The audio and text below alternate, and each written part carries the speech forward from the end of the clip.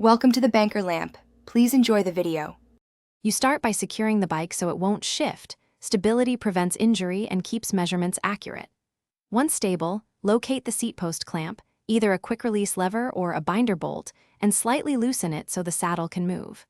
Mark the current saddle height and fore-aft position with tape or a marker. This gives you a fallback and helps preserve your ride geometry.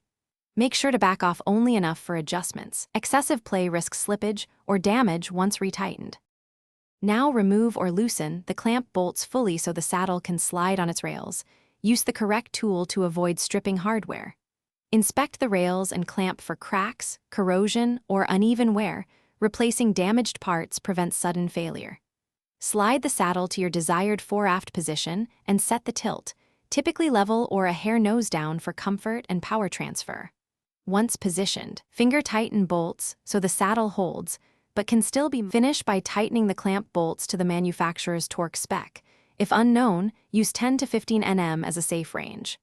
Once tightened, recheck saddle alignment with the frame and sit to pedal a short 10 to 20 meter section to confirm comfort and stability. Make minor tilt or fore-aft tweaks if needed, then retorque. If the saddle slips or creaks, stop, red item, inspect clamps and rails, and consider a light smear of grease or carbon paste for carbon components to prevent slippage.